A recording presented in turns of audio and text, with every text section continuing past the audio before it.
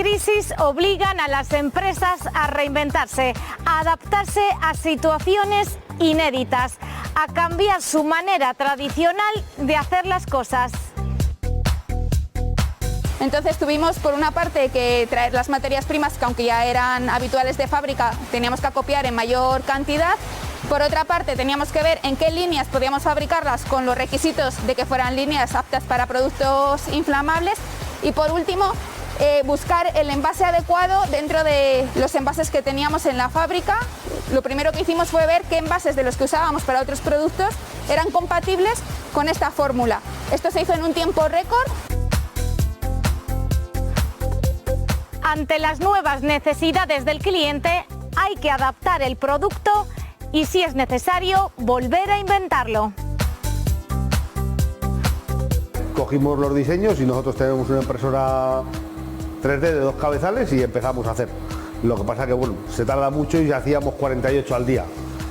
Entonces, como eran muy pocas y había tanta necesidad, decidimos modificar el diseño y hacer un molde prototipo de silicona. Hicimos los moldes de producción, hicimos 3 moldes, uno para la diadema, otro para la cinta de ajuste y otro para la grapa, y en vez de 48 hacíamos 720 por día. Hacer frente a la incertidumbre requiere capacidad de reacción, flexibilidad y mucha imaginación. Surgió la idea de poder aplicar nuestra tecnología a la detección del virus y nos pusimos a trabajar un grupo de 4 personas.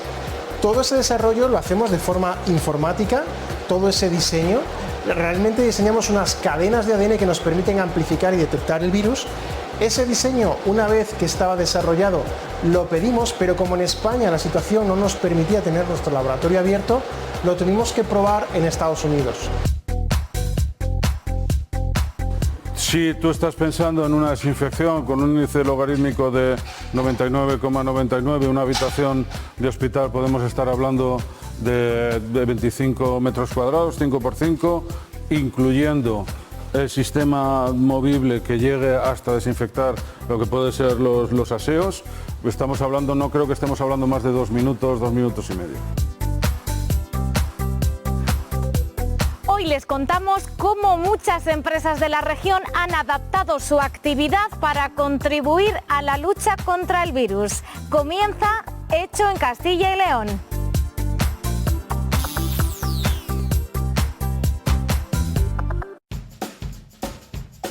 Hoy hablamos de diversificación, de la capacidad de las empresas para ofrecer nuevos productos, adaptando su conocimiento y su proceso productivo a las nuevas necesidades de sus clientes. Los cambios en la sociedad y en los mercados se suceden cada vez a mayor velocidad y mejor les va a las empresas cuanto más rápido los identifican y se adaptan para ofrecer una respuesta. La crisis de la COVID-19 ha sido todo un ejemplo paradigmático de cómo cambian nuestras demandas como consumidores prácticamente de un día para otro. Empezamos a hacer pantallas de forma solidaria porque bueno, había un grupo de makers que empezaron a hacer, cogimos los diseños y nosotros tenemos una impresora 3D de 2 cabezales y empezamos a hacer. Lo que pasa que bueno, se tarda mucho y hacíamos 48 al día. Entonces, como eran muy pocas y había tanta necesidad, decidimos modificar el diseño y hacer un molde prototipo de silicona. Hicimos los moldes de producción, hicimos 3 moldes, uno para la diadema, otro para la cinta de ajuste y otro para la grapa, y en vez de 48 hacíamos 720 por día. Las empresas de Castilla y León sintieron la obligación moral de poner a disposición de la sociedad sus productos y su conocimiento. Nuestra empresa, de forma rutinaria, para los análisis de suelos, utiliza una tecnología de detección genética, que es la secuenciación masiva de ADN, para detectar bacterias y hongos. Son seres vivos y trabajábamos en el ámbito de la microbiología. Entre todos adaptamos esa tecnología que teníamos para la lectura o identificación de bacterias solo para la identificación del virus, puesto que el genoma del virus ya estaba disponible públicamente. ¿Qué es lo que habéis conseguido? Bueno, lo que hemos conseguido es escalar muchísimo la cantidad de muestras que se pueden procesar en el mismo tiempo comparado con la técnica tradicional que venimos escuchando de PCR. En la técnica tradicional podemos analizar unas pocas de muestras y nosotros, adaptando nuestra tecnología aplicada al suelo a la detección del coronavirus, podemos llegar a analizar 1.200 muestras en un batch de 8 horas y por máquina. O sea, lo que habéis desarrollado es un nuevo método de detección. Exacto, un nuevo método de detección, un nuevo método analítico que se traduce en un kit con unos reactivos químicos de biología molecular que permiten a cualquier técnico de laboratorio poder analizar o detectar el virus no solo en muestras de pacientes, sino en cualquier tipo de muestra. Una de las principales aplicaciones que está teniendo nuestro kit es la detección de virus en aguas residuales, como medida epidemiológica, no para detectar si una persona está enferma, sino para detectar si un grupo, imaginaros una residencia de ancianos, un hospital, está teniendo un pico de carga viral y por lo tanto el número de casos en esa localización está aumentando. Es el compromiso que las empresas adquieren con la sociedad en la que desarrollan su negocio. A medida que la pandemia circula en el mundo, las fábricas del Grupo L'Oréal se han puesto de la misma manera a disposición del sistema sanitario.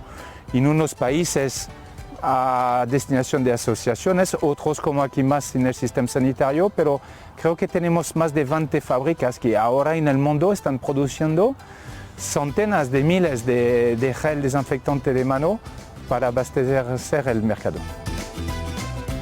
Creo que por empresas como las nuestras es a la vez un orgullo y un deber de participar a este momento tan complicado por la sociedad. Y nuestra contribución se formaliza a través de estas donaciones de gel o a través de la ayuda que hacemos a nuestros proveedores para mantener este tejido industrial que son nuestro ecosistema. La crisis del coronavirus generó nuevas necesidades en la sociedad y también en las empresas. La necesidad de diversificar sus productos y la necesidad de dar una nueva continuidad a sus negocios. Porque seguir generando riqueza es la gran obligación que las empresas contraen con el entorno en el que desempeñan su actividad. Bosch Technical Lighting, por ejemplo, creó una lámpara de luz ultravioleta para la desinfección de espacios y superficies. Como nosotros tenemos un trabajo internacional y una mentalidad internacional, ya estábamos viendo lo que estaba sucediendo en otras partes del mundo.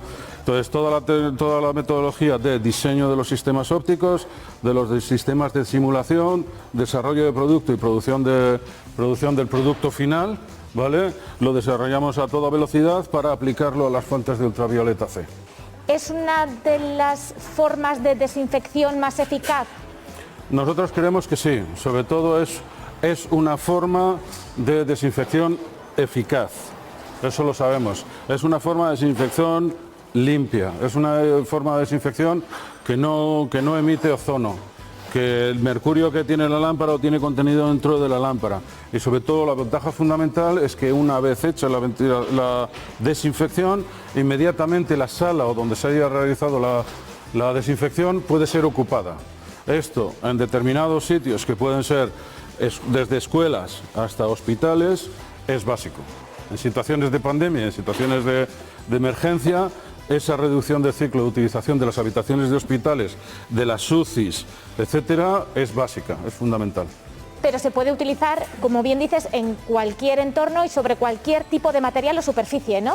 Correcto. Nosotros hacemos la luz ultravioleta, lo que hace es desinfectar las superficies y el aire, ¿vale?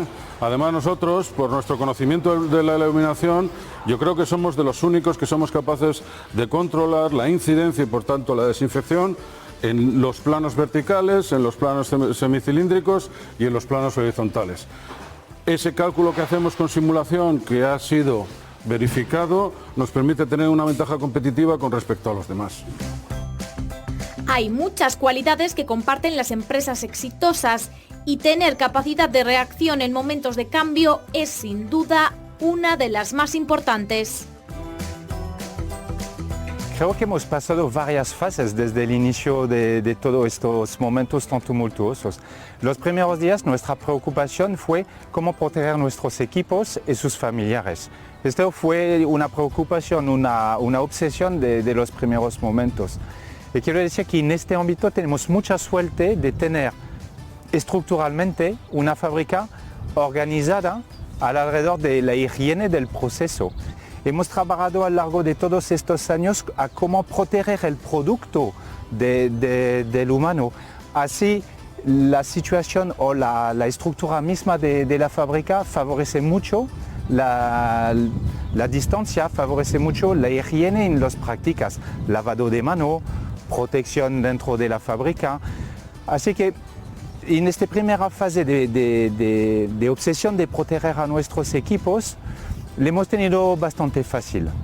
En un segundo tiempo, nuestra atención ha ido a los más vulnerables. Estamos en el mes de marzo, en aquel momento, esta situación tan complicada en el sistema sanitario y las ganas que teníamos todos de venir a ayudar a los personales sanitarios de nuestros hospitales que estaban en grande dificultad. Y tenemos la suerte aquí de tener herramientas, de tener líneas de acondicionamiento adaptadas a poder hacer este gel hidroalcohólico.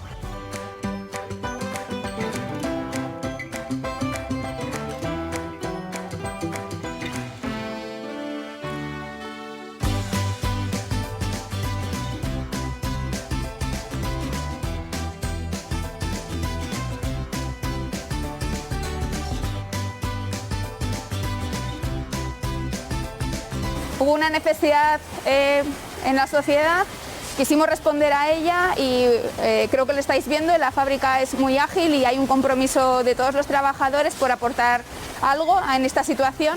Entonces tuvimos por una parte que traer las materias primas que aunque ya eran habituales de fábrica teníamos que acopiar en mayor cantidad.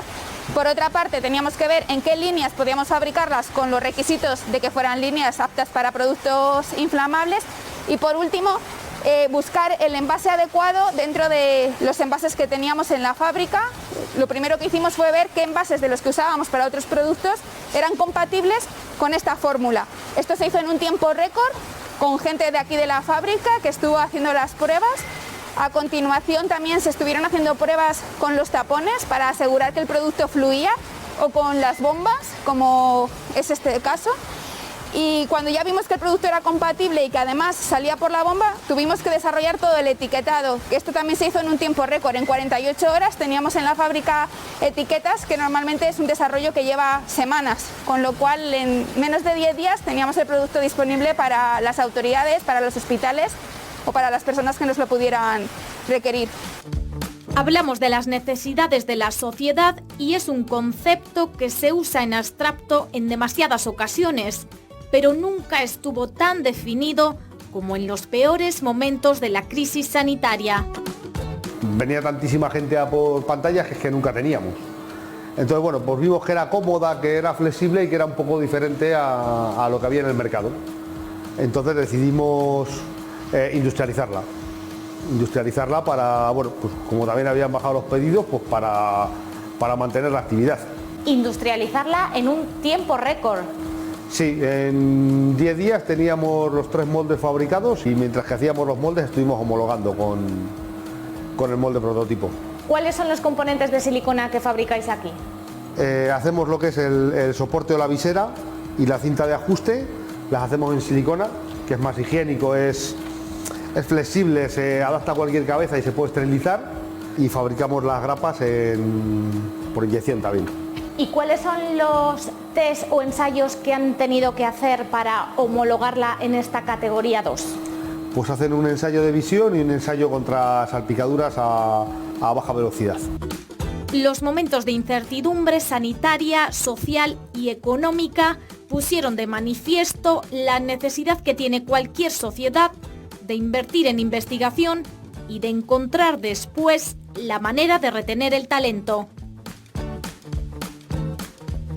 Para poder hacer eso sin tocar o tener presencia con el virus, para prevenir sobre todo que nuestros técnicos no corrieran riesgos innecesarios, lo que hicimos fue fabricarnos unos controles del virus gracias a que el genoma del virus está publicado, y utilizamos esos controles artificiales para medir si nuestra tecnología o nuestra técnica era capaz de detectar fielmente el coronavirus. Un desarrollo a tiempo récord. Sí, ha sido realmente un desafío para todo el equipo, primero porque nos encontrábamos todos en el estado de alarma y todos estábamos en nuestras casas trabajando. Surgió la idea de poder aplicar nuestra tecnología a la detección del virus y nos pusimos a trabajar un grupo de 4 personas. Todo ese desarrollo lo hacemos de forma informática, todo ese diseño. Realmente diseñamos unas cadenas de ADN que nos permiten amplificar y detectar el virus. Ese diseño, una vez que estaba desarrollado, lo pedimos, pero como en España la situación no nos permitía tener nuestro laboratorio abierto, lo tuvimos que probar en Estados Unidos. Nuestra empresa tiene 2 sedes. La sede principal es en Sacramento, porque nuestra empresa se creó en California. Cuando Adrián y yo tuvimos que irnos a Silicon Valley a desarrollar nuestra idea de negocio, pero como españoles también creíamos que podíamos tener un impacto muy grande en Europa y también porque hay mucho talento en España. Entonces decidimos volver a España, crear una filial y poner la I+D de la empresa en Valladolid. La urgencia de encontrar respuestas, soluciones y nuevos productos para luchar contra el virus sacó lo mejor de las empresas y dio lugar a provechosas sinergias y exitosos proyectos de colaboración. Diseñamos el producto inicialmente y nos pusimos en contacto o se pusieron en contacto con nosotros el INTA y la UME, ¿vale? El INTA es el Instituto Nacional Tecnológico Aeroespacial y estuvo probando que nuestro sistema, lo que nosotros simulábamos de energía, de cantidad de energía que entregábamos y donde la entregábamos, era correcto. Teníais el sistema de desinfección, necesitabais la tecnología que lo hiciese, accesible a cualquier rincón, ¿no? De una forma rápida, y para ello contactasteis con ASTI. Correcto. Lo que nosotros teníamos era el sistema, digamos, fijo, que es móvil, un sistema, una fuente fija, que es movible por la acción humana, ¿vale? Pero también entendimos que había distintas zonas donde era mejor que no hubiera una persona, pues por la situación que había coyuntural, y que después trasladamos a los sistemas mucho más eficientes, ¿vale? Y para eso necesitábamos un sistema autónomo, ¿vale? Que la fuente de luz pudiera ir donde debía para realizar la función que debía realizarlo. Nos pusimos con ASTI y la verdad es que fue espectacular. 36, 48 horas pusieron a nuestra disposición uno de los mejores robots que hay en el mercado, si no el mejor, un AGV. ASTI es una de las empresas, yo creo que es líder de Europa en gestión de AGVs, y en 48 horas teníamos un robot de las dimensiones y de las características que nosotros queríamos. Lo que hacemos en ASTI es robótica móvil, vehículos que se mueven ellos solos y desplazan mercancía, desplazan lo que necesitemos de un punto a otro. Llevamos así trabajando más de 35 años y los últimos 5 años somos los líderes europeos en este tipo de tecnología. Comúnmente se llama en la industria AGVs, que son las siglas de Automatic Guided Vehicle, es decir, robótica móvil para el transporte de mercancía. De entre todos los sectores para los que trabajabais, precisamente la desinfección no era uno de ellos. No, la desinfección ha sido un sector que ha llegado nuevo a nosotros, fruto de la situación y de la coyuntura y de vernos en una situación donde nuestros clientes estaban cerrados, donde nuestros productos estaban parados sin poder realizar nuestro trabajo. Fue como podíamos contribuir en esta crisis sanitaria que estábamos viviendo, y llegó Bosch, que nos propuso la idea de transportar luces ultravioleta que se habían probado y se han contrastado que pueden eliminar y matar al coronavirus y otras múltiples virus y bacterias. Se adapta cada vehículo pues al entorno, a las instalaciones, al tipo de producto que va a mover. Correcto, son vehículos inteligentes, vehículos que llevan una navegación, que mapean su entorno, conocen dónde se encuentran, y a partir de ese momento podemos adaptar el vehículo para la mercancía que tienen que transportar. Es decir, les tenemos que hacer las manos para que puedan recoger la mercancía de los distintos puntos, y a partir de una serie de programación les establecemos cuáles son las rutas por las que se tienen que dirigir, a qué puntos tienen que ir a recoger y cuáles son los puntos de entrega. Además de esa información, lo que hace es trasladar la información de qué estoy recogiendo, quién lo ha fabricado, en qué momento se produjo y toda la trazabilidad que tiene el mismo. Y así diversificaron muchas empresas su producción y así cambió el día a día en fábricas como la de L'Oréal en Burgos. Victoria, ¿cómo se fabrica el gel desinfectante? Bueno, pues el gel desinfectante es una mezcla de alcohol al 70%, con lo cual es la materia prima mayoritaria, que se diluye hasta el 100% con otras materias primas. En nuestro caso, como es para uso de manos, las otras materias primas que lleva es glicerina, para que no reseque tanto la piel como si fuera alcohol puro, y también lleva un espesante para conseguir que gelifique y tengamos una mezcla que no sea tan líquida que se nos escurra de las manos. No se puede fabricar con un porcentaje menor de alcohol. No, para que tenga efecto bactericida o virucida, actualmente está la crisis del coronavirus, tiene que tener un porcentaje del 70%. Esto ya estaba formulado y hay mucha evidencia científica de que este porcentaje es el más adecuado para eliminar microorganismos. Es un gel pensado específicamente para las manos. Sí, es un gel para las manos, siempre es para piel sana. Para la zona de las manos, que al final es la que más necesitamos limpiar y desinfectar, porque es la que está en contacto con todo lo que nos rodea. Con las manos al cabo del día abrimos puertas, cogemos las llaves, tocamos el móvil, ordenador, teclados, entonces es una manera de incrementar la higiene de manos. La higiene de manos es una medida fundamental para prevenir infecciones, es una medida mundialmente reconocida como que puede prevenir que nos pongamos enfermos. Está recomendado el lavado de manos correcto con todos los pasos con agua y jabón, pero hay ocasiones en las que no disponemos de agua y jabón, con lo cual en esas ocasiones o para reforzar ese lavado de manos con agua y jabón se puede usar el gel hidroalcohólico. ¿Son materias primas estas con las que ya trabajabais en L'Oréal? Sí, son materias primas con las que ya trabajábamos. Trabajábamos con alcohol, que utilizábamos en diferentes fórmulas, trabajábamos con la glicerina y tenemos diferentes materiales que son espesantes. En este caso es un polímero que usamos para espesar y ya las teníamos. Con lo cual no habéis tenido problemas de abastecimiento en ningún momento. No, hemos tenido que abastecernos de mayor cantidad, con lo cual ha habido un momento en el que muchas fábricas han empezado a hacer gel hidroalcohólico y nos hemos tenido que organizar con nuestros proveedores, pero eran proveedores que ya teníamos dados de alta, homologados, con lo cual ha sido todo mucho más ágil. Lo fabricamos en 3 cubas de fabricación, ¿vale?, que tenemos prácticamente destinadas ahora mismo al gel hidroalcohólico. Es una instalación, la de fabricación, que es apta para productos inflamables. Hemos tenido que adaptar el paso de las cintas o demás para hacer los diferentes formatos, pero en sí el corazón de la línea ya estaba preparado para poder hacer geles inflamables. ¿La fabricación en sí del gel cómo es? La fabricación del gel, la materia prima principal es el alcohol, como te comentaba antes, y luego se le añaden el resto de materias primas.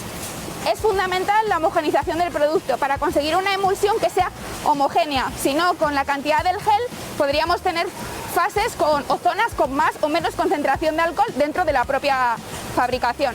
Con lo cual es muy importante hacer diferentes etapas de agitación durante la adición de las materias primas y además se hacen en condiciones de vacío o de presión para conseguir un producto homogéneo. Llega por las tuberías que estamos viendo hasta la llenadora, de manera que no entra en contacto con el ambiente. No, exactamente. Siempre llega hasta la línea y lo que hacemos es coordinar la fabricación con el envasado. En base a las necesidades que tengamos en las zonas de envasado, vamos hacia atrás y fabricaríamos el producto, que a continuación podríamos envasar en diferentes formatos. Podemos hacer formatos en la fábrica actualmente de 150 mililitros, de 200, de 400 y también lo hacemos en formatos grandes como garrafas de 5 litros o incluso GRGs de 1000. Y también veis que el aplicador puede ser diferente. El que estamos haciendo hoy es como un tapón, pero también los tenemos como con bomba para que sea más fácil de dosificar. ¿En qué cantidades se fabrica? Pues las cubas tienen un rango de 1 a 2 toneladas. ¿Con este gel podríamos desinfectar, por ejemplo, esas superficies que tocamos muy a menudo que mencionabas antes? Mira, la eficacia de desinfección va a ser correcta, porque como te comentaba, nos la da el alcohol diluido a un 70%. Sin embargo, el hecho de que tenga glicerina puede dejar cierto aspecto graso sobre esas superficies, con lo cual para superficies sería más recomendable usar un gel o un líquido desinfectante con 70% de alcohol, pero que no tuviera glicerina, porque nos va a dejar cierta sensación grasa.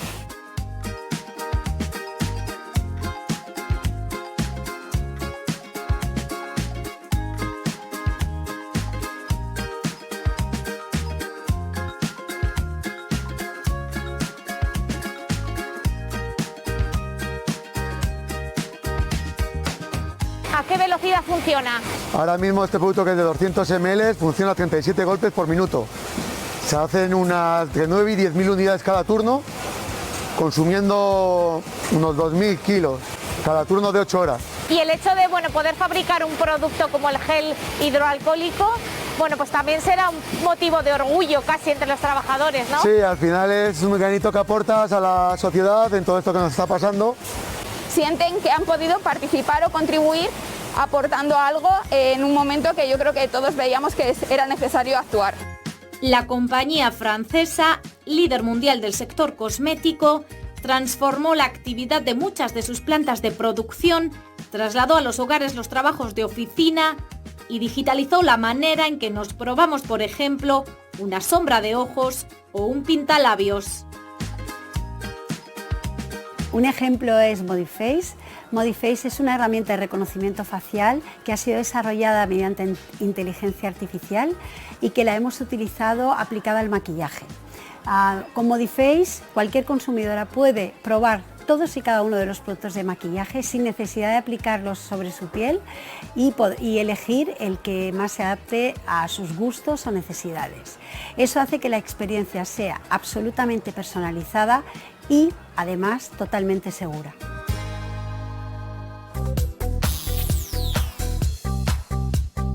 Cambió la rutina en la planta de productos para el cabello de L'Oréal, pero también se alteró el trabajo ordinario en el laboratorio de Biome Makers, en las instalaciones de Bosch y de su socio Asti y en la fábrica de moldeados de caucho Iscar. Esta máquina nos permite analizar más de 1000 muestras a la vez. Para ello lo que hacemos es marcar cada una de las muestras de forma molecular, como si de un código de barras genético le ponemos a cada muestra. Nosotros simulamos la energía que tenemos que entregar dependiendo de la bacteria, el virus o el hongo que la persona que lo va a utilizar necesita. Calculamos la cantidad de energía que tiene que llevar para inactivarle. Para hacer estas pantallas y estas diademas en concreto, habéis tenido que incorporar una nueva máquina. Sí, incorporamos otra máquina porque no dábamos abasto con la que teníamos y se la hemos comprado a Desma en Alemania, que han sido capaces de ponérnoslas en casa en una semana nada más. Es increíble.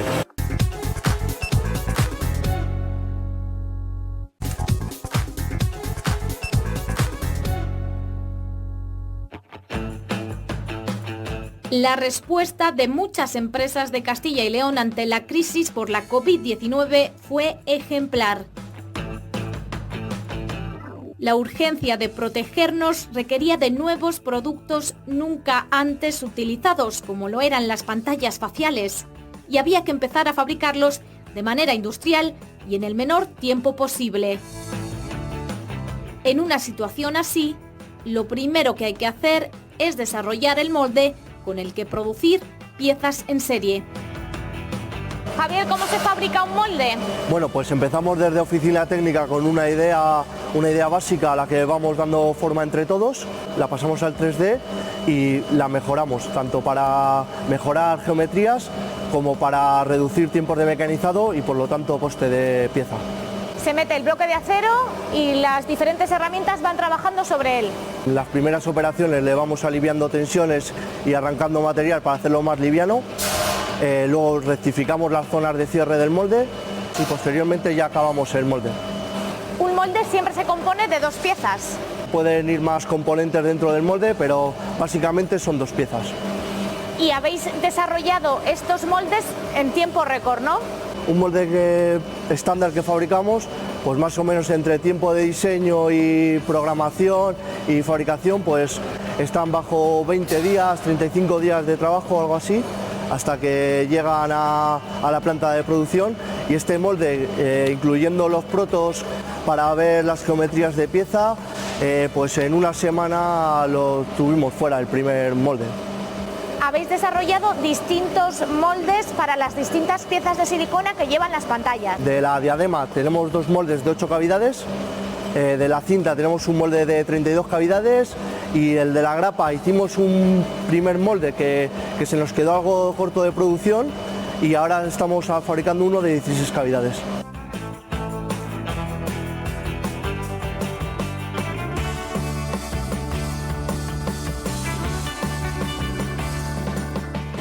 ¿Cómo llega la silicona? Pues mira, la silicona llega en balas para luego introducirlas en los cargadores de silicona especiales para estas máquinas que funcionan tanto en inyección de silicona como en inyección de caucho. Ahora las hemos preparado para silicona por el tema de las pantallas. Hemos visto que es muy blandito, parecía plastilina. Sí, es muy blandito. Esta en cuestión, la roja, es de 70 sores para que aguante bien en la cabeza.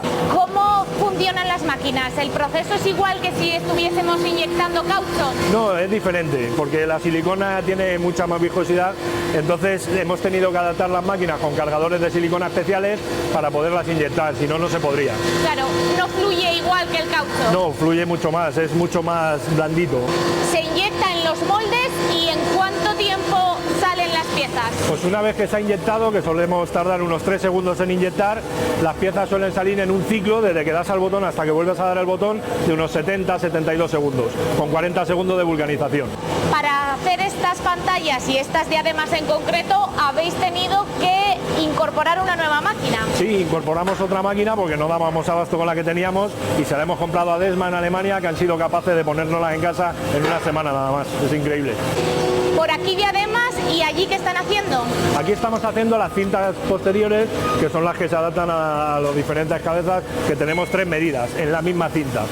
¿Y estas máquinas las tenéis haciendo este producto ahora toda la jornada? 24 horas, 7 días a la semana.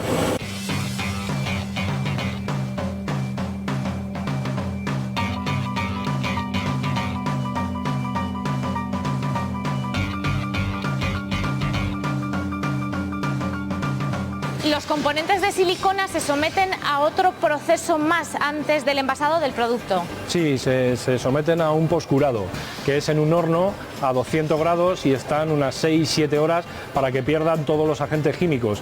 Las bases de la silicona son platinos, son peróxidos, que claro, para poder esterilizarlo y que no haya ningún agente para que no cause alergias ni ningún tipo de problema a las personas, pues se volatilizan con 6 horas de horno.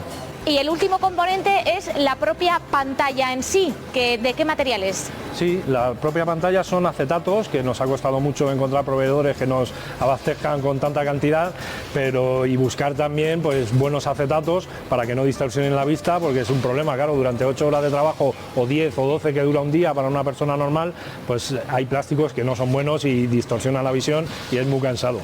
¿Qué capacidad de producción de pantallas tenéis aquí ahora mismo? Pues ahora mismo tenemos una capacidad de unas 15.000 diarias. 10 días tardaron en salir de moldeados de caucho Iscar las primeras pantallas faciales fabricadas de manera industrializada.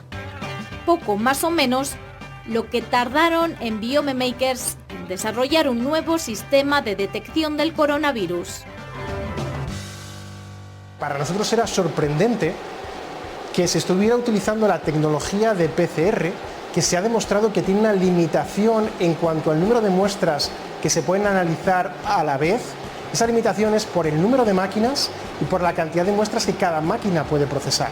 Y cómo nos estaban utilizando tecnologías mucho más avanzadas, como es la secuenciación masiva, que nos permite escalar en 1 o 2 órdenes de magnitud por máquina el número de muestras que se pueden analizar a la vez. De tal forma que se podrían analizar millones de muestras a la vez en unos pocos días en España. Alberto, ¿cómo son vuestros kits? Nuestros kits vienen en cajas de este tipo, en las cuales existen unos determinados reactivos que vienen en cada uno de estos tubos. Estos reactivos nos permiten amplificar el virus que puede haber en cada una de las muestras y también cuantificarlo. Es el paso previo a meterlo en nuestra máquina de secuenciación masiva de ADN.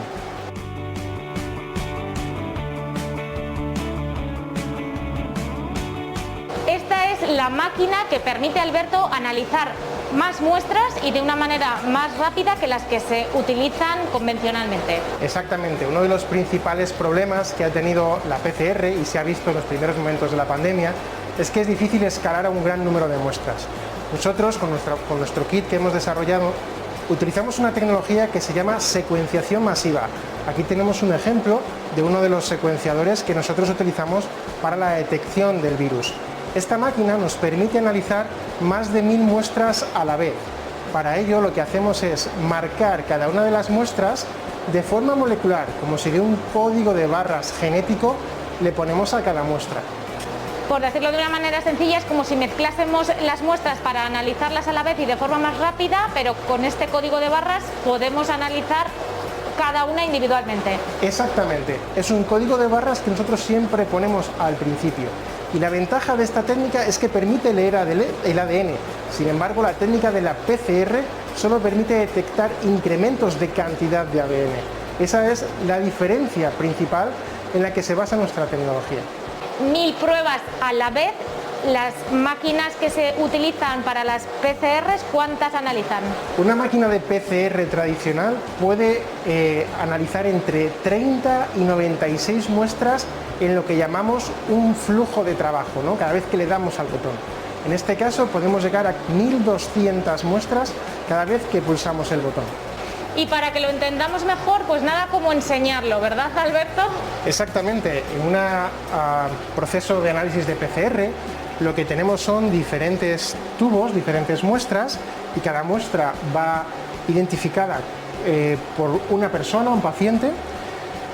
La diferencia entre la máquina de PCR y la que nosotros usamos es que aquí tenemos que marcar de forma individual cada tubo para saber a qué muestra pertenece la persona, y tenemos la limitación del número de tubos que podemos meter en la máquina.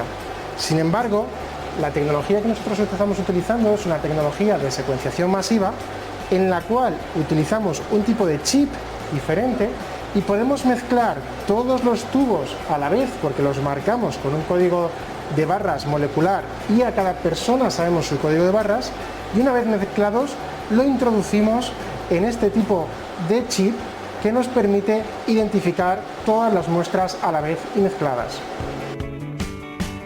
El kit desarrollado por Biome Makers permite optimizar los recursos y las tecnologías de diagnóstico de nuestro sistema sanitario, además de poder gestionar los resultados de las pruebas de forma más eficiente. Las personas que reciben este kit reciben unas instrucciones en las cuales saben qué reactivo tienen que utilizar en cada momento, cómo marcar de forma molecular cada una de esas muestras, y además todo se completa con un software.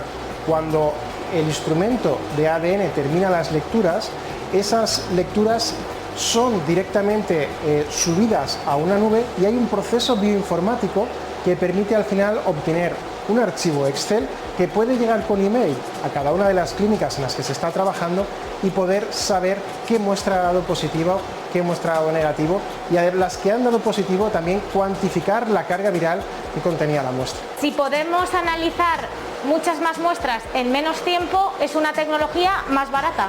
Es una tecnología más barata. Un dato, por muestra puede llegar a costar entre 9 y 15 euros. Todo dependerá del número de muestras que podemos juntar para meter en la misma máquina. Y otro dato, si juntáramos todos los secuenciadores de ADN que existen en España para el modelo que nosotros estamos trabajando, aproximadamente unos 150, podríamos establecer que en una sola semana podríamos analizar más de 2 millones de muestras en toda España.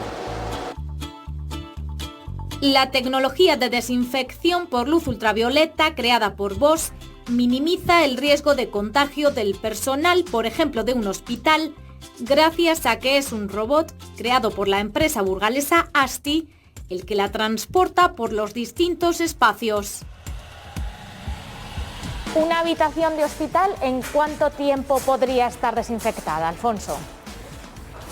Si tú estás pensando en una desinfección con un índice logarítmico de 99,99, una habitación de hospital podemos estar hablando de 25 metros cuadrados, 5 por 5, incluyendo el sistema movible que llegue hasta desinfectar lo que puede ser los aseos.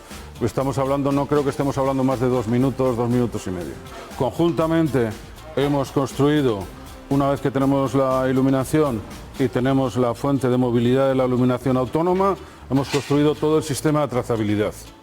De forma que ahora nuestra ventaja competitiva es que nosotros simulamos la energía que tenemos que entregar dependiendo de la bacteria, el virus o el hongo que la persona que lo va a utilizar necesita. Calculamos la cantidad de energía que tiene que llevar para inactivarle, cuánto tiempo, cuánta dosis, cuánto tiempo tiene que estar el robot o la torre emitiendo energía para desactivar desactivar el virus, o el virus, bacteria, etcétera.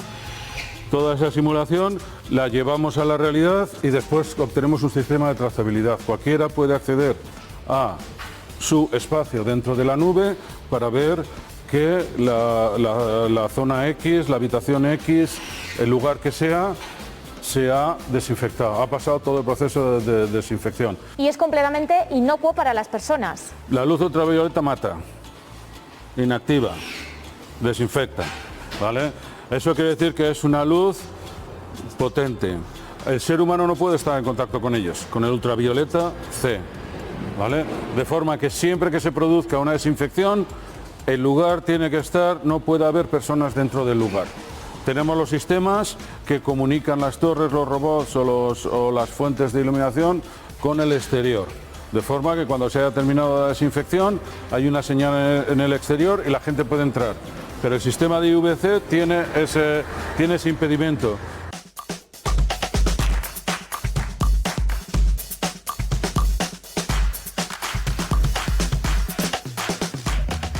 Y la aportación de valor reside realmente en la sistematización de estos movimientos. Al ser un vehículo automático, lo que conseguimos es, uno, lo primero, entrar en zonas que están realmente infectadas sin poner en riesgo a las personas, sin que tengan que entrar o exponerse. Lo segundo es la sistematización de esa limpieza, es decir, siempre vamos a circular a una determinada distancia y a una determinada velocidad ajustada a los parámetros de esa habitación, ¿vale? Y pudiendo de esa forma evitar todo tipo de sombras. Tener en cuenta que estamos hablando de virus y bacterias y que tenemos que tener en consideración la mota de polvo. Detrás de una mota de polvo pueden existir hasta 1000 virus escondidos, entonces tenemos que intentar minimizar esas sombras, y para eso el diseño de las lámparas, junto con la sistematización perfecta de esa robotización, es el aliado perfecto para esa desinfección. La luz ultravioleta se ha revelado como uno de los sistemas más eficaces y rápidos para desinfectar cualquier espacio. Purifica incluso el aire del entorno sobre el que incide y se puede aplicar a cualquier superficie y material. De hecho, nosotros ya tenemos proyectos para desarrollar, y que ya estamos desarrollando y que vamos a entregar, producto para el final de línea. Por ejemplo, en centros de producción de alimentos, al final de línea, para, si hubiera algún problema con virus o con bacterias, para eliminar la carga vírica de cualquier alimento, se pueden colocar, y se han colocado históricamente, fuentes de ultravioleta. Por ejemplo, en sistemas de fabricación de ropas y tejidos. Se puede colocar a principio de línea para desinfectar el tejido antes de fabricar la ropa. Nosotros ya estamos en proyectos de esos. Aparte de otros proyectos que pueden ser luces cenitales para las escuelas, para las habitaciones, etc. Tiene un campo enorme. Sistemas de desinfección de tiendas para colocar dentro de lo que son los probadores. Las empresas se adaptan en tiempos de crisis para ofrecernos lo que necesitamos en cada momento y para seguir generando riqueza y empleo. Bueno, hemos podido mantener al final el 100% de la plantilla gracias a esto, porque requiere mucha mano de obra ya se ve, de montaje, de embalaje, de producción. Tuvisteis en un principio que aplicar un ERTE. Hicimos un ERTE a primeros de marzo, justo antes de entrar en estado de alarma, porque la cantidad de pedidos de clientes había bajado, y hicimos un ERTE del 100% de la plantilla, que hemos ido sacando paulatinamente hasta que ahora está el 100%. Es verdad que la producción de gel hidroalcohólico, aunque no sea nuestro portafolio habitual, nos ha venido bien para mantener una actividad constante en la fábrica. Y quiero decir que tengo un agradecimiento enorme por los empleados de la fábrica, que se han dedicado con mucho ánimo y un compromiso espectacular en esta obra. Creo que demuestra una vez más que en Castilla y León tenemos un tejido industrial, y particularmente aquí en nuestra ciudad de Burgos tenemos un tejido industrial muy fuerte, y este tejido industrial aporta saber hacer de todos los empleados de nuestros polígonos y una capacidad industrial de adaptación a las necesidades de nuestros clientes en tiempo habitual, pero en este caso de toda la sociedad. Hoy hemos visto algunos ejemplos de diversificación como respuesta de las empresas a las nuevas demandas de la sociedad y como una de las mejores estrategias de supervivencia en tiempos de crisis.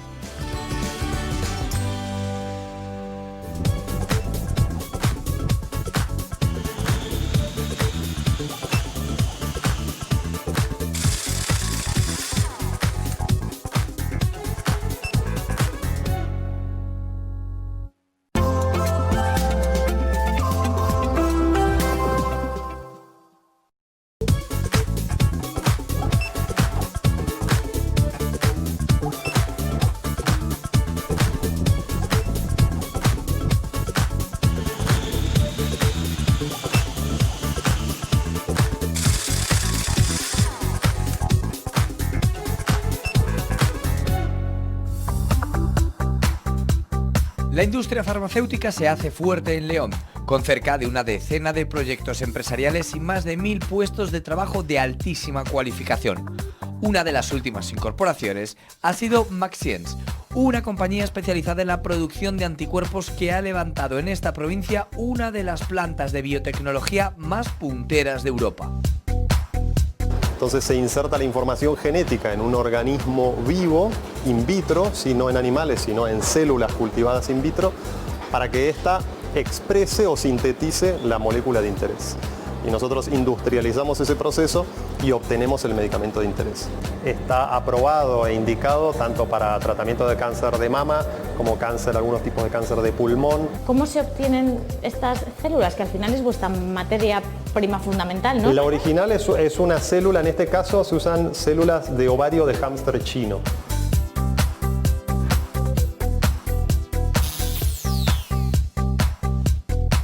Agropal es un buen ejemplo del cooperativismo que funciona, del que permite al sector primario completar todo el proceso de transformación de sus materias primas y de comercialización de sus productos. Es la cooperativa quesera más grande de España y hemos visitado su moderna fábrica en Baltanás, en la provincia de Palencia, en la que trabajan cerca de 100 personas. Recogemos todos los días leche de nuestros socios, aproximadamente de unas 300 explotaciones de la zona de Castilla y León, cerca de nuestra fábrica, y se transforman diariamente en queso. Los quesos de leche pasteurizada se pueden consumir inmediatamente, el tierno o el fresco se consume al día siguiente y los quesos de leche cruda, por una cuestión de sanidad, hay que esperar 60 días mínimo a que se puedan consumir. Todo el vapor que utilizamos en los procesos productivos de esta planta está generado a través de una caldera de pellets, una caldera de biomasa. Y los pellets son elaborados con la paja que generan en el campo nuestros propios socios agricultores. Quesos Cerrato, que es donde estamos hoy, es una cooperativa que se fundó hace 50 años, 51 años ahora mismo, o sea, no somos nuevos en el mercado.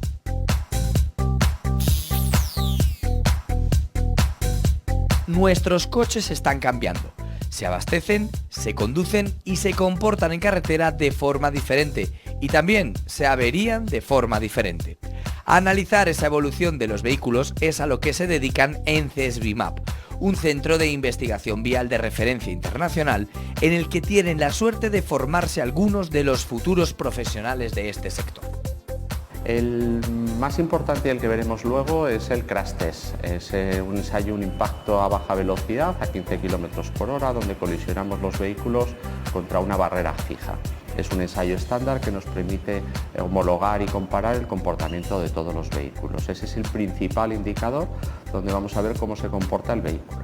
Hicimos un proyecto que ya empezamos hace 15 años de Te Ayudamos FP, además que directamente cuando comenzó la familia profesional que ahora es transporte y mantenimiento de vehículos, colaboramos con el Ministerio y los profesores venían a formarse aquí de muchos sitios porque estaba recién empezado, solo había electromecánica y de carrocería y pintura era nuevo y ¿dónde me formo? Pues venían aquí continuamente. Por desgracia en los centros no podemos estar a la altura de la tecnología que se encuentran ellos luego cuando se incorporan al mundo laboral.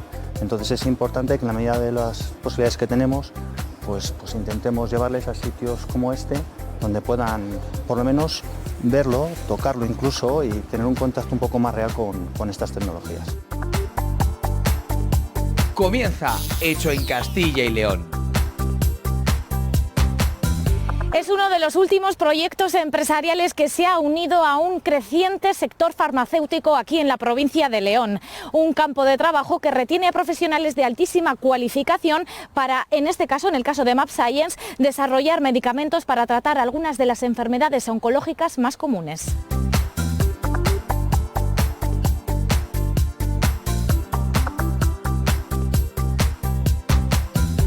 Hola Francisco. Muy buenas. Buenos días. Bienvenida. ¿Cómo podemos explicar qué son los medicamentos biotecnológicos? Bien, los medicamentos biotecnológicos son especialidades medicinales que por su complejidad y características moleculares no se pueden obtener por síntesis química, ¿sí? Como sería cualquier medicamento tradicional de la industria farmacéutica. Por esta complejidad es que tenemos que echar mano a recursos de ingeniería genética, ¿sí? Que ya hace más de 30 años que se conocen. Entonces se inserta la información genética en un organismo vivo, in vitro, ¿sí? No en animales, sino en células cultivadas in vitro, para que ésta exprese o sintetice la molécula de interés. Y nosotros industrializamos ese proceso y obtenemos el medicamento de interés. Entonces eso es un medicamento biotecnológico, de naturaleza biológica, no deja de ser una especialidad medicinal. O sea, nosotros estamos en la industria farmacéutica, dentro de la industria farmacéutica estamos en un nicho que son los productos biológicos y dentro de los biológicos, ¿sí? Que podrían ser extraídos de fuentes naturales o animales, nosotros estamos en los procesos y productos biotecnológicos que se fabrican y se sintetizan utilizando ingeniería genética.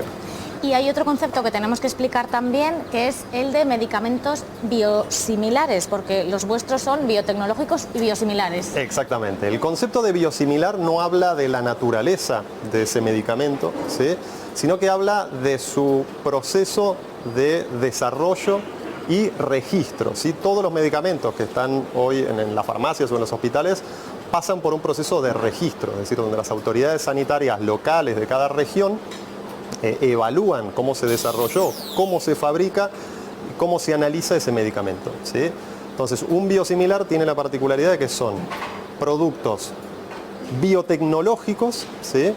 Que tienen una característica que ya existe, ese principio activo, esa molécula ya existe en el mercado, es decir, que hay un producto de referencia y uno desarrolla una especialidad medicinal que tenga el mismo principio activo, el mismo mecanismo de acción, la misma forma farmacéutica, el mismo perfil de seguridad y la misma eficacia clínica. Claro, no sé si es muy correcto utilizar el término para que todo el mundo lo asocie a los medicamentos genéricos. A ver, técnicamente no es correcto, pero es cierto que es mucho más fácil de comprender, ¿sí?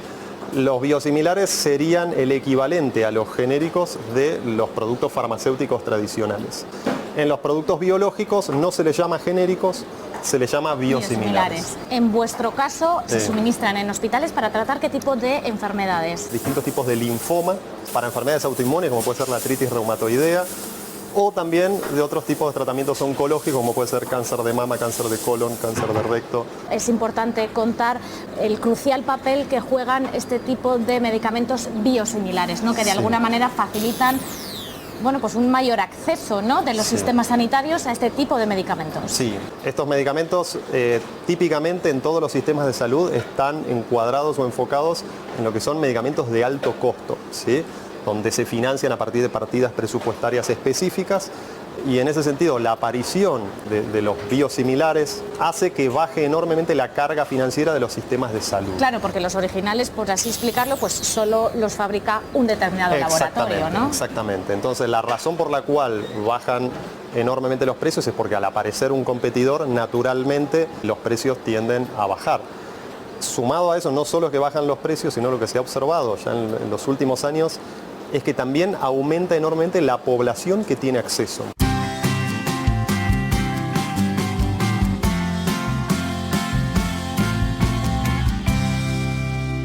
Antes de entrar en fábrica hay que vestirse así y hay que hacer más cosas, ¿no? Exactamente, sí. Una característica que tiene el proceso de fabricación es que como es un medicamento de uso parenteral, es decir, que se inyecta directamente en las venas del paciente, todo el proceso de fabricación tiene que estar muy bien controlado desde el punto de vista microbiológico, ¿sí? Que no aparezca ninguna contaminación. Entonces, por eso es que nos vestimos de esta manera, ¿sí? Trabajamos en lo que se conoce como salas limpias o zonas clasificadas desde el punto de vista farmacéutico, donde se controla no solo el aire, ¿sí? La cantidad de partículas que hay, sino cómo se limpian las superficies, suelo, paredes, techos periódicamente.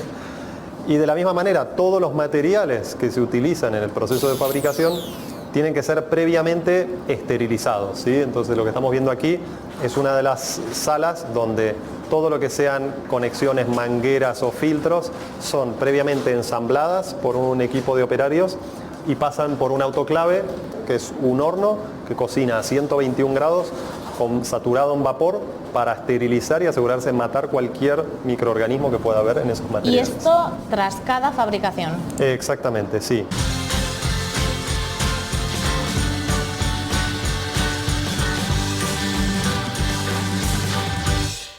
Podemos decir que aquí comienza el proceso de fabricación, ¿no? Básicamente lo que tenemos en esta estufa son células, ¿sí? Que están comenzando a crecer, a duplicarse. Entonces un proceso de fabricación comienza con una pequeña muestra de esas células que tienen insertados los genes que nosotros queremos expresar, sintetizar, ¿sí? Que las tenemos congeladas en nitrógeno líquido.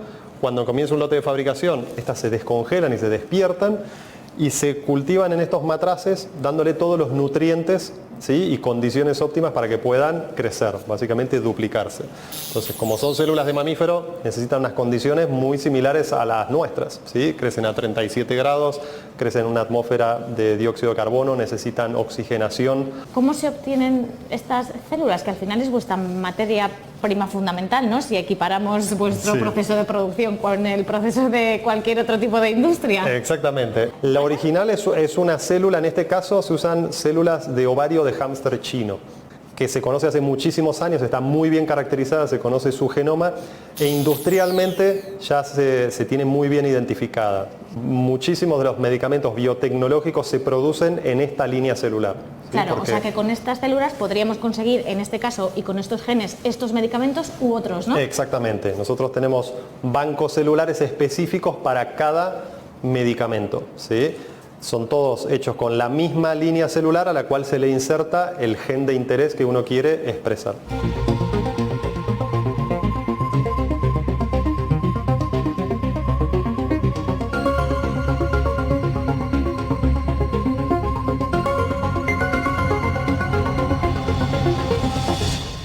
¿En qué momento trasladamos, pues el líquido que acabamos de ver en los matraces a estos depósitos? Bien, el objetivo, nosotros comenzamos desde un vial muy pequeño, un tubo con 1 mililitro con células, y en estas 3 semanas dentro del matraz fuimos expandiendo, ¿sí? Fuimos haciendo crecer esas células hasta obtener un volumen mayor. Una vez que ya no caben en ese matraz, se traen a bioreactores, ¿sí? Que son tanques en la cual le doy las mismas condiciones que tenían en ese matraz, solo que a un volumen de 200 litros, como podemos ver ahí por detrás, o de 2000 litros en este caso. La etapa final es en estos bioreactores donde efectivamente las células empiezan a leer esa información genética que le insertamos en su genoma y a expresar, en este caso, el anticuerpo.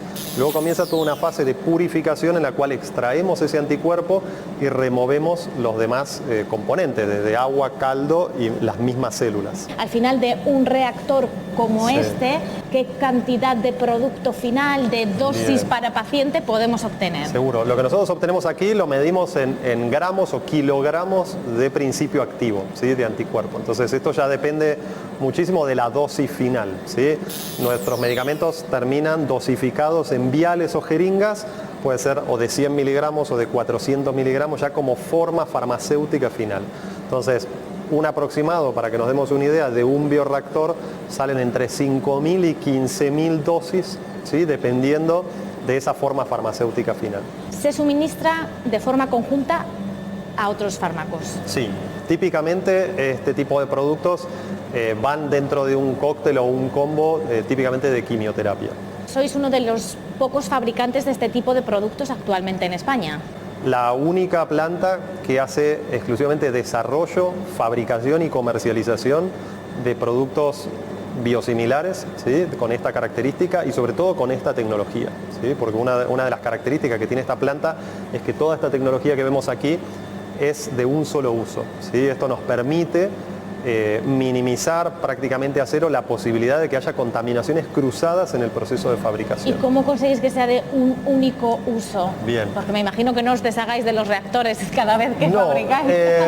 parcialmente, porque la realidad es que si bien uno ve el tanque de acero inoxidable, lo que hay dentro es una bolsa, un contenedor descartable, ¿sí? Plástico, el cual tiene todos los componentes necesarios para funcionar como un bioreactor. Si tiene un agitador, tiene sensores de pH, de oxígeno, dióxido disuelto, que es todo un contenedor desechable que ya viene preirradiado y esterilizado. Entonces se utiliza una única vez, termina ese lote de fabricación y se descarta. Y además de a los hospitales de España, ¿desde aquí se envía producto a otros países también? Sí, definitivamente. En este momento estamos vendiendo nuestro producto en más de 21 países, ¿sí? Y está en proceso de registro en otros 35 países.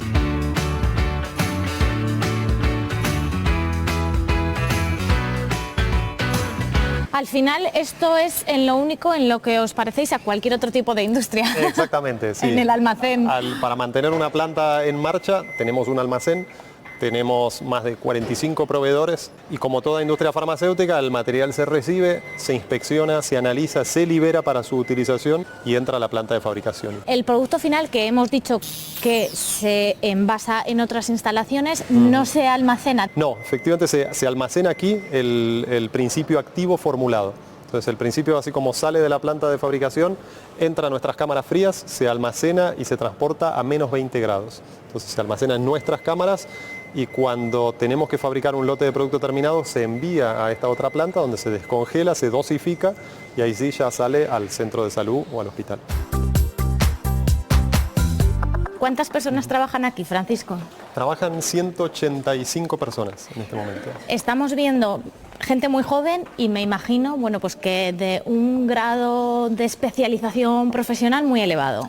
Sí, efectivamente, tenemos un promedio de edad de 32 años. También otra particularidad es que aproximadamente el 60-65% son con titulaciones universitarias y otra característica es que tenemos gente en este momento de 10 nacionalidades distintas. Me imagino que bueno, pues también un grueso proceda del mismo León, donde hay mucha tradición en este sector, ¿no? Efectivamente, sí. Una de las razones por las cuales decidimos radicarnos aquí en León es que históricamente hay mucha cultura de industria farmacéutica y veterinaria, es decir, que es un muy buen semillero y por suerte tenemos la fortuna de tener la Universidad de León, en la cual tiene la carrera de biotecnología y en ese sentido nos ha facilitado mucho traer mucha gente joven con muy buen perfil profesional y de educación que se han podido insertar fácilmente aquí a trabajar con nosotros.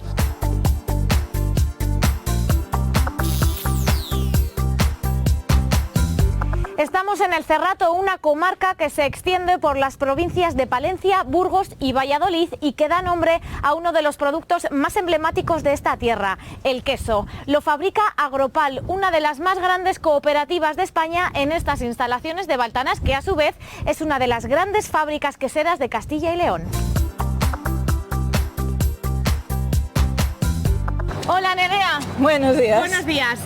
¿Qué cantidad de leche recogéis en estas instalaciones? Pues actualmente estamos recogiendo 63 millones de litros de leche. ¿Cada año? Cada año. Pero aquí llega leche todos los días. Todos los días, recogemos todos los días leche de nuestros socios, aproximadamente de unas 300 explotaciones de la zona de Castilla y León, cerca de nuestra fábrica, y se transforman diariamente en queso. Pasa muy poco tiempo en camino, ¿no? Que esto es importante. Eso es, la leche se procesa todos los días y se recoge todos los días en las explotaciones. Y llega leche de vaca, de oveja y de cabra. Y de cabra, eso es, aproximadamente un 60% de vaca, un 30% de oveja y un 10% de leche de cabra. También es importante, bueno, pues la labor de los técnicos como tú, que os encargáis, bueno, pues de certificar que en granja pues se hacen también las cosas bien para que llegue la mejor leche, ¿no? ¿De qué manera? Vamos a las granjas y pasamos auditorías de bienestar animal, de salud de los animales y sobre todo muy importante la alimentación que les damos a los animales.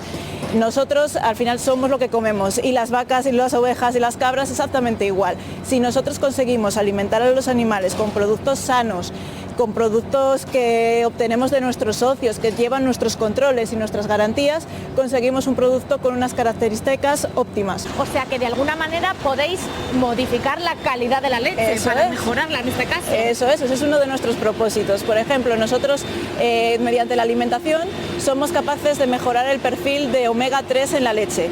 Ese omega 3 es sano, es para la salud cardiovascular es muy bueno y se traslada esas propiedades a los quesos que elaboramos con esa leche.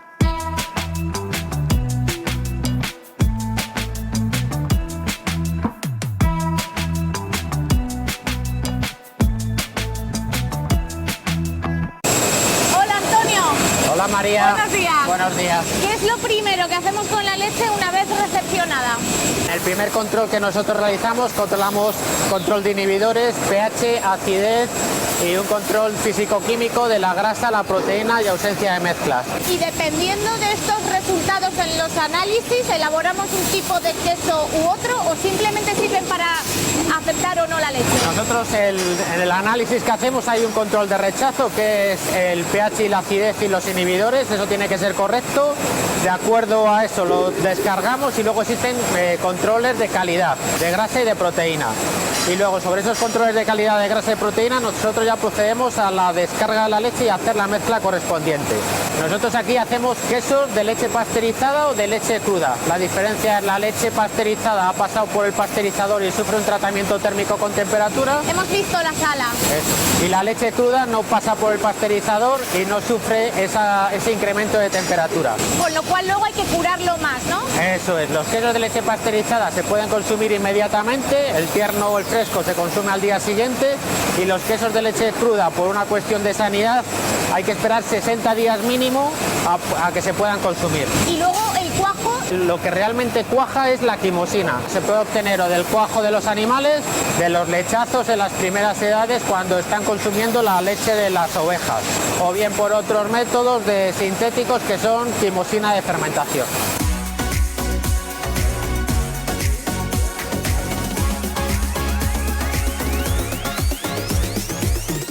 Antonio, hemos visto en las cubas cómo se estaba deshaciendo la cuajada. ¿Qué es lo que llega a los moldes? En la llenadora nos quedamos con los granos de cuajada y el suero lo recogemos y luego se envía a una torre de suero para producir alimentación animal. Esa cuajada entra en los moldes microperforados y entra en las prensas. O sea, aquí se están prensando, ¿no? Sí, y en prensas está entre 1 hora y media, 2 horas, hasta que el pH es el óptimo para poderle enviar al saladero. O sea, de alguna manera podemos explicar que la producción de queso es quedarnos con esa parte sólida de la leche, ¿no? Al final el queso es grasa, proteína y humedad. La parte que se nos va, que son proteínas solubles, esas proteínas solubles también las recuperamos en el suero o en otro producto.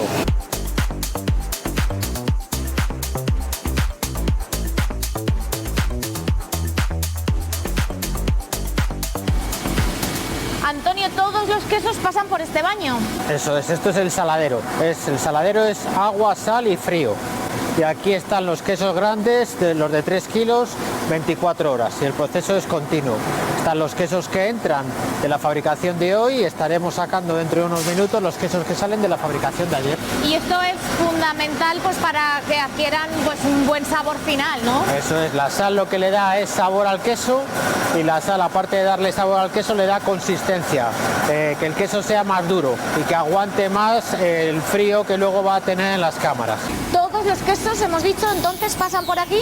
Los quesos frescos, los nuestros, no pasan por el saladero, se añade la sal directamente en la masa del queso.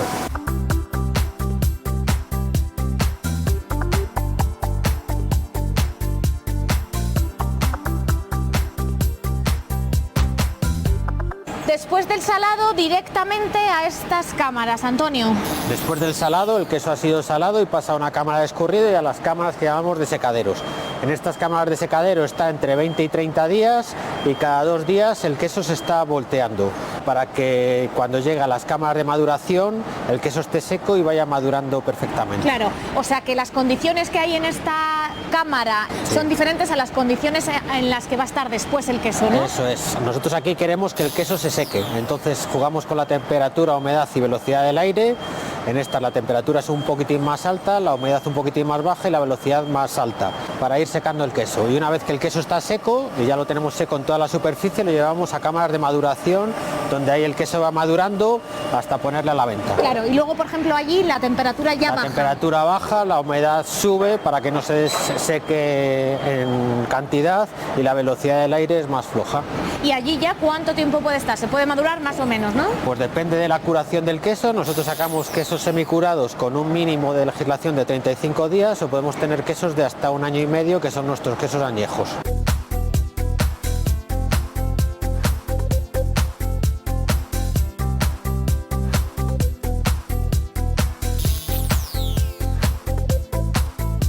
¿Saben cuáles son las variedades de queso más consumidas o en qué otras partes del mundo se come también este producto?